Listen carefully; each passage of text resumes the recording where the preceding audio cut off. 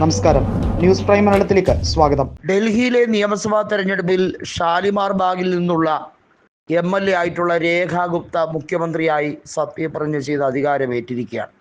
ഉപമുഖ്യമന്ത്രിയായി ന്യൂഡൽഹി മണ്ഡലത്തിൽ നിന്നും 4089 വോട്ടുകൾക്ക് അരവിന്ദ് കെജ്രിവാളിനെ പരാജയപ്പെടുത്തി വിജയിച്ച പർവേസ് സാഹിബ് സിംഗാണ് ഉപമുഖ്യമന്ത്രിയായി സത്യപ്രതിജ്ഞ ചെയ്തത്. ഇതിനകത്ത് എടുത്തു പറയേണ്ടത് BJPയുടെ ഡൽഹി ക്യാബിനറ്റ്, അതായത് ഡൽഹി നിയമസഭാ തെരഞ്ഞെടുപ്പിന് ശേഷമുള്ള രേഖാ ഗുപ്തയുടെ മന്ത്രിസഭയിലുള്ള മന്ത്രിമാർ വിശ്വാസ വോട്ടെടുപ്പ് അതിജീവിക്കില്ല എന്നുള്ള ആരോപണമാണ് ഉന്നയിക്കപ്പെടുന്നത്. അതിന് കാരണമാകുന്നത് ഡൽഹിയിൽ BJPയിൽ ഒരു വലിയ രീതിയിലുള്ള വിമത നീക്കം നടക്കുകയാണ്. 48 MLA-മാരിൽ 20ഓളം MLA-മാർ, അതായത് 28 MLA-മാരാണ് രേഖാ ഗുപ്തയുടെ ഒപ്പം നിൽക്കുന്നത്.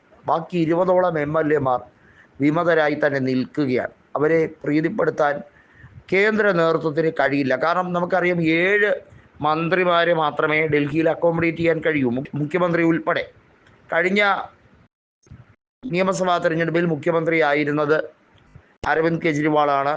അതിനുശേഷം അദ്ദേഹം മദ്യനയ കേസുമായി ജയിലിലേക്ക് പോവുകയും അദ്ദേഹം തിരികെ വന്ന് മുഖ്യമന്ത്രി സ്ഥാനം രാജിവെക്കുകയും അതിഷി മാർലേന മുഖ്യമന്ത്രി സ്ഥാനം ഏറ്റെടുക്കുകയും ചെയ്തു. ഡൽഹിയിലെ വനിതാ മുഖ്യമന്ത്രി എന്ന രീതിയിലേക്ക് വരുമ്പോൾ അവിടെ എടുത്തു പറയേണ്ടത് പർവേസ് സിംഗ് സാഹിബിന് നല്ല രീതിയിലുള്ള എതിർപ്പ് ആദ്യം പ്രകടിപ്പിച്ചതാണ് കേന്ദ്ര നേതൃത്വത്തോട്. എന്നാൽ നിലവിൽ BJP ഭരിക്കുന്ന ഒരു സംസ്ഥാനത്തും വനിതാ മുഖ്യമന്ത്രിമാരല്ല. വസുന്ധര രാജയെ ഉൾപ്പെടെ BJP തഴയുന്ന ഒരു കാഴ്ചയാണ് നമ്മൾ കണ്ടത്.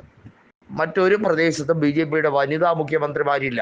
അസാമിലായിരുന്നാലും ഒഡീസയിലായിരുന്നാലും ഗുജറാത്തിലായിരുന്നാലും മഹാരാഷ്ട്രയിലായിരുന്നാലും BJP ഭരിക്കുന്ന സംസ്ഥാനങ്ങളുടെ ഗതിയാണ് ഈ കാണുന്നത്. അതുകൊണ്ട് തന്നെയാണ് ഡൽഹിയിൽ വനിതാ MLA-മാരുടെ ശക്തി പ്രകടനം ഉണ്ടായത്.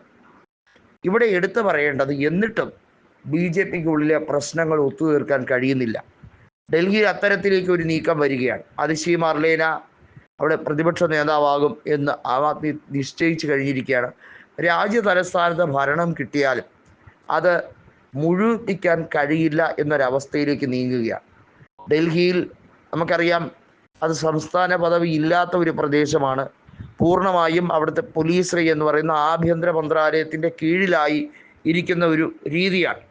ആ സംവിധാനത്തിലാണ് അരവിന്ദ് കെജ്രിവാളും മുഖ്യമന്ത്രിയായി 2013 മുതൽ അധികാരമേറ്റത്. നമുക്കറിയാം, 2013 നവംബറിലെ തിരഞ്ഞെടുപ്പിൽ ഷീലാ ദീക്ഷിതിനെ പരാജയപ്പെടുത്തിക്കൊണ്ടാണ് അരവിന്ദ് കെജ്രിവാൾ മുഖ്യമന്ത്രി പദം ഏറ്റെടുത്തത്. 49 ദിവസം കഴിഞ്ഞ് അദ്ദേഹം നാടകീയമായി രാജിവെക്കുകയും പിന്നീട് 2015 നടന്ന നിയമസഭാ തെരഞ്ഞെടുപ്പിലാണ് അദ്ദേഹം മുഖ്യമന്ത്രി സ്ഥാനം വീണ്ടും ഏറ്റെടുക്കുകയും ചെയ്തത്.